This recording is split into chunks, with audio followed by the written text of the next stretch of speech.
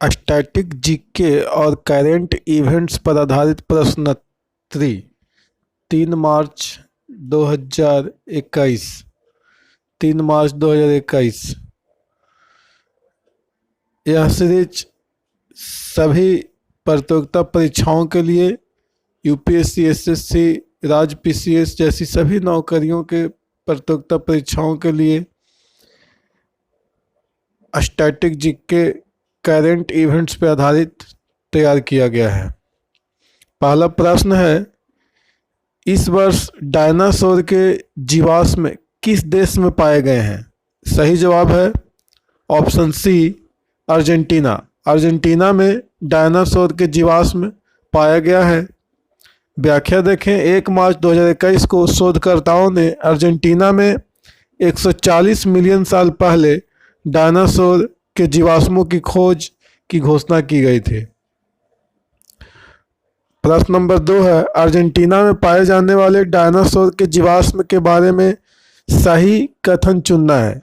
पहला कथन है, जीवाश्म एक डायनासोर प्रजाति का प्रतिनिधित्व करते हैं जिसका नाम निनजैतीतन जाप्ताई है। जिसका नाम क्या है? निनजैतीतन जाप्ताई। दूसरा ऑप्शन है, खोज ने टाइटेनोसॉर को एक समूह के रूप में प्रदर्शित किया जो पहले की तुलना में लंबे समय पहले दिखाई दिए थे। तो 2 ऑप्शन है, इसका सही जवाब है सी, 1 और 2 दोनों, यानी दोनों कथन सही है डायनासोर के बारे में। पहला कथन था, जीवाश्म एक डायनासोर प्रजाति का प्रतिनिधित्व करता है जिसका नाम है निनजैतीतन जाप्ताई। दूसरा भी कथन सही है, खोज ने टाइटेनोसॉर को एक समूह के रूप में प्रदर्शित किया जो पहले की तुलना में लंबे समय पहले दिखाई दिए थे। ये दोनों कथन सही है ऑप्शन सी के अनुसार। 1 मार्च 2021 को व्याख्या देखा जाए, 1 मार्च 2021 को शोधकर्ताओं ने अर्जेंटीना में 140 मिलियन साल पहले डायनासोरों के जीवाश्मों की खोज की घोषणा की और इस खोज से पता चला कि एक समूह के रूप में टाइटेनोसॉर पहले की तुलना में लंबे समय पहले दिखाई दिए थे। प्रश्न नंबर 3 है, टाइटेनोसॉर किस प्रकार का डायनासोर था? सही जवाब है ऑप्शन ए, हर्बीवोर। हर्बीवोर प्रकार के डायनासोर टाइटेनोसॉर था। व्याख्या देखा जाए, टाइटेनोसॉर लंबे गर्दन वाले पौधे खाने वाले डायनासोर का एक विविध समूह था। टाइटेनोसॉर लंबे गर्दन वाले पौधे खाने वाले डायनासोर का एक विविध समूह था। उनके 4 खंभे जैसे पैर थे और वे हर्बीवोर थे। हर्बीवोर थे।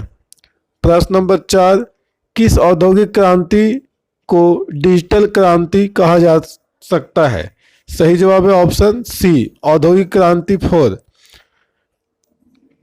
Industrial revolution 4। औद्योगिक क्रांति 4 को डिजिटल क्रांति कहा जा सकता है। व्याख्या देखें, औद्योगिक क्रांति 4 को डिजिटल क्रांति के रूप में भी जाना जाता है। इसका उद्देश्य बेकार प्रक्रियाओं और कार्यों को कम करना, ऊर्जा और अन्य इनपुट के उपयोग को अनुकूलित करना है। इसे 21वीं सदी में पेश किया गया है। प्रश्न नंबर 5 है, ऑपरेशन ग्रीन की घोषणा किस वर्ष की गई थी? सही जवाब ऑप्शन है 2018। ऑपरेशन ग्रीन की घोषणा 2018 में की गई थी। व्याख्या, 2018 के बजटीय भाषण में पूर्व वित्त मंत्री दिग्वंत अरुण जेटली द्वारा ऑपरेशन ग्रीन की घोषणा की गई थी। प्रश्न नंबर 6 है, निम्नलिखित में से ऑपरेशन ग्रीन के बारे में सही कथन चुने। पहला कथन है, यह योजना सुनिश्चित करती है कि किसानों को उनकी उपज का सही मूल्य मिले। दूसरा कथन है, इसका उद्देश्य किसान उत्पाद संगठनों, कृषि लॉजिस्टिक्स, प्रसंस्करण सुविधाओं और कृषि उपज के पेशेवर प्रबंधन को बढ़ावा देना है। ये 2 कथन है। सही जवाब देखा जाए तो ऑप्शन सी, 1 और 2 दोनों कथन सही है। यह योजना सुनिश्चित करती है कि किसानों को उनकी उपज का सही मूल्य मिले। पॉज करके वीडियो को देख सकते हैं, दोनों कथन के बारे में पढ़ सकते हैं। ऑपरेशन ग्रीन व्याख्या है, ऑपरेशन ग्रीन भारत सरकार द्वारा शुरू की गई एक मूल्य निर्धारण योजना है जिसका उद्देश्य किसानों को उनके द्वारा उत्पादित फसलों का सही मूल्य दिलाना है। यह किसानों और उपभोक्ताओं के बीच संबंध स्थापित करके टमाटर, प्याज और आलू के संगठित विपणन पर केंद्रित है। विपणन यानी मार्केटिंग पे केंद्रित है। प्रश्न नंबर 7, 2020-21 के आर्थिक सर्वेक्षण का विषय या थीम क्या था? सही जवाब है ऑप्शन बी, कोविड-19 वॉरियर्स। कोविड-19 वॉरियर्स 2020-21 के आर्थिक सर्वेक्षण का विषय यानी थीम था। आर्थिक सर्वेक्षण 2020-21 उन सभी कोविड-19 योद्धाओं यानी कोविड-19 वॉरियर्स को समर्पित किया गया है जिन्होंने वास्तव में भारत को आगे बढ़ाने में मदद की है।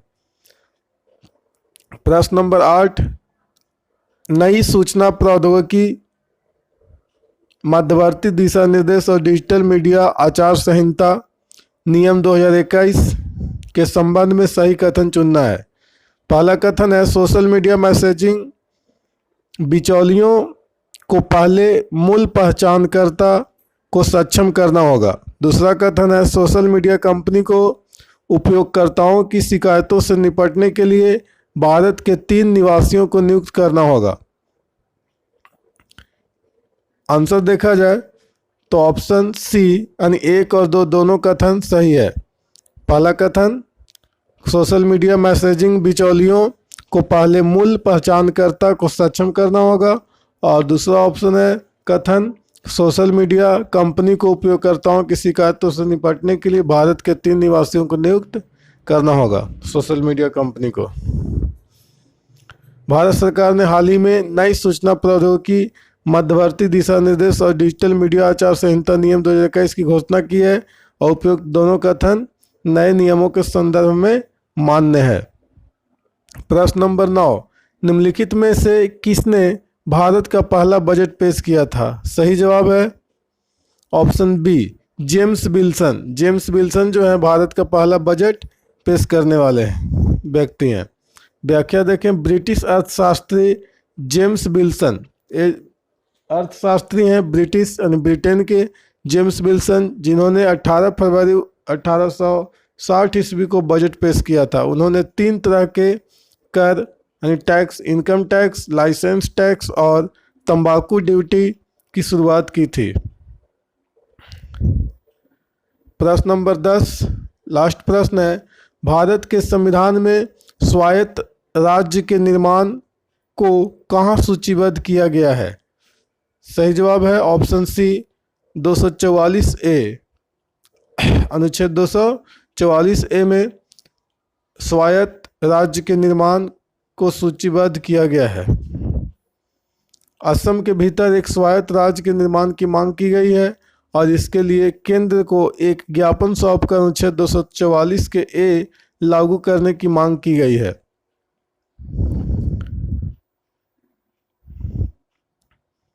ओके।